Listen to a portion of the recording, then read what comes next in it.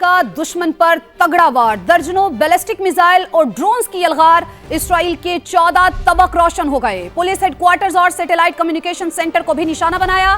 ایران کی جانب سے جنگ کے دوران پہلی بار سجیل میزائل کا استعمال کیا گیا۔ ایران میں کئی عمارتیں اور گاڑیاں تباہ ہو گئیں۔ جی ہاں، آگ بھڑک اٹھی، مزید 108 اسرائیلی زخمی، تعداد 3195 تک پہنچ گئی۔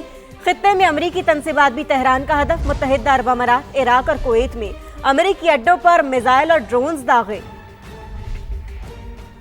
امریکہ اور اسرائیل کی جارحیت پر ایران کا تگڑا جوابی وار، درجنوں بیلسٹک میزائلز اور ڈرونز کی بوچھاڑ کر دی۔ پہلی بار سجیل میزائل بھی داغے، جس نے اسرائیلی علاقوں میں تباہی مچا دی۔ سجیل میزائل گرنے سے کئی مقامات پر آگ بھڑک اٹھی، عمارتیں اور گاڑیاں تباہ ہو گئیں۔ میزائل کا ملبہ امریکی قونصلیٹ کی عمارت پر گرا، عملے کے 2 ارکان زخمی ہوئے۔ ایرانی پاسداران انقلاب نے پولیس ہیڈ کوارٹرز اور سیٹلائٹ کمیونیکیشن سینٹر کو نشانہ بنایا۔ مشرق وسطی میں امریکی تنصیبات بھی تہران کے نشانے پر، UAE میں امریکی اڈے پر میزائل داغے، عراق میں اربیل آئل ریفائنری پر بھی ڈرون حملہ کیا۔ کویت کا انٹرنیشنل ایئرپورٹ بھی ایرانی حملوں کی زد میں آیا، ایئرپورٹ کے ریڈار سسٹم کو نقصان پہنچا۔ ایران کے تابڑ توڑ میزائل اور ڈرون سے حملے، اسرائیل کا دفاعی نظام جواب دینے لگا۔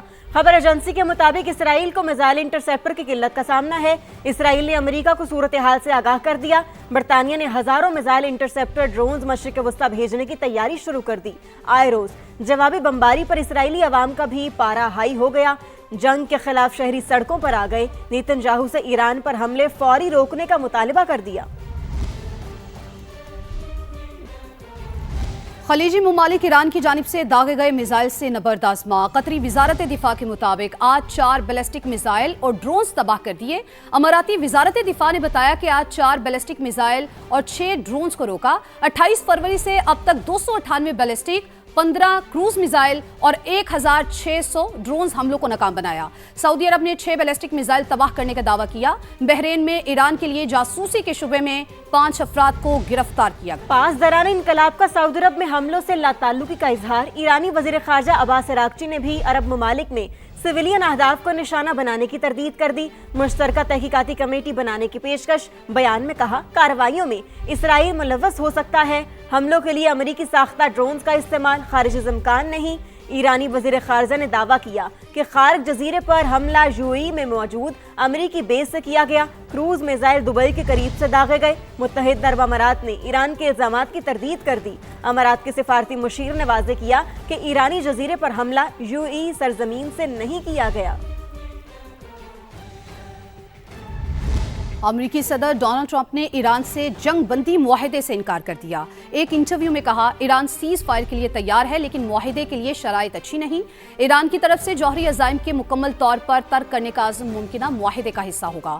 امریکی صدر نے کہا، سننے میں آیا ہے کہ ایران کے نئے سپریم لیڈر ممکنہ طور پر زندہ نہیں۔ میرے خیال میں یہ افواہ ہے۔ اگر ایرانی سپریم لیڈر زندہ ہیں تو عقل مندی کا مظاہرہ کریں اور سرنڈر کر دیں۔ ایران کے پاس واحد آپشن آبنائے ہرمز میں بارودی سرنگیں لگانا یا شارٹ رینج میزائل کا استعمال ہے۔ ہم ان کے زیادہ تر میزائل، ڈرونز اور پروڈکشن سائٹس تباہ کر چکے ہیں۔ 2 دن کے اندر باقی بھی تباہ کر دی جائیں گی۔ امریکی صدر نے ایران کے خراق جزیرے کو تباہ کرنے کا دعویٰ کیا۔ بولے، تفریح کے لیے خارق جزیرے کو پھر ٹارگٹ کر سکتے ہیں۔ ایرانی نیشنل سیکیورٹی کونسل کے سیکریٹری علی لاریجانی کہتے ہیں، ایپسٹین ٹیم 9/11 جیسے واقعے کی تیاری میں ہے۔ ایران پر الزام لگانے کی سازش رچائی جا رہی ہے۔ تہران بنیادی طور پر ایسے دہشت گردانہ منصوبوں کی مخالفت کرتا ہے۔ علی لاریجانی نے کہا، ایران کی امریکی عوام کے ساتھ کوئی جنگ نہیں ہے۔ ایرانی اسپیکر محمد باقر کالیباف نے سوشل میڈیا بیان میں کہا کہ امریکہ کو 9 بار ایران کو شکست دینے کے دعوے مضحکہ خیز ہیں۔ پاک فوج نے افغان طالبان رجیم کو دن میں تارے دکھا دیے۔ آپریشن غضب للحق پوری قوت سے جاری۔ افغان طالبان رجیم اور فتنہ الخوارج کے ٹھکانوں سمیت فوجی تنصیبات کو نشانہ بنایا۔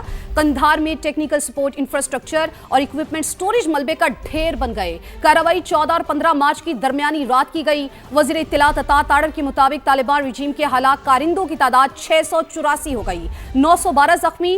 دشمن کی 252 پوسٹیں تباہ، 44 पर कब्जा कर लिया गया। 229 टैंक, 72 बंद गाड़ियां और तोप खाने मलियामेट। पाक फजाइया ने अफगान तालिबान रजीम के 73 ठिकानों को निशाना बनाया। कंधार में टेक्निकल सपोर्ट इंफ्रास्ट्रक्चर और असलहा जखीरा करने की सहूलत भी तबाह कर दी। आमने दुश्मनों का सफाया करने का मिशन लकी मरवत में सिक्योरिटी फोर्सेस का इंटेलिजेंस बेस्ड ऑपरेशन। शदीद फायरिंग के तबादले में 5 ख्वारिज मारे गए। ISPR के मुताबिक भारतीय प्रॉक्सी फितना ख्वारिज के दहशत गर्दों की मौजूदगी की इत्तला पर कार्रवाई की गई। भारतीय हिमायत याफ्ता दहशत गर्दों के कब्जे से असलहा और गोला बारूद भी बरामद हुआ। दहशतगर्द तखरीबकारी की मुतादिद वारदातों में मुलव्वस थे। ये भी जानिए कि कोहाट की तहसील लाची में CTD और पुलिस का एक्शन। तखरीबकारी की मंसूबाबंदी करने वाले 6 खवारिज मारे गए। मरने वाले दहशतगर्दों से बड़ी तादाद में असलहा बरामद हुआ। वजीर आजम शहबाज शरीफ का कामयाबी कार्रवाई पर सिक्योरिटी फोर्सेस को खैराज तहसीन। मुल्क से हर किस्म की दहशतगर्दी के खात्मे के अज़्म का इआदा किया। दूसरी जानिब अफगान तालिबान रजीम का एक और बेबुनियाद झूठा दावा। वफाकी वज़ीर इत्तलात ने तालिबान रजीम के झूठे दावे की कली खोल दी। तालिबान रजीम ने जनूबी वज़ीरिस्तान में पाक फौज पर हमले का एक और झूठा दावा किया।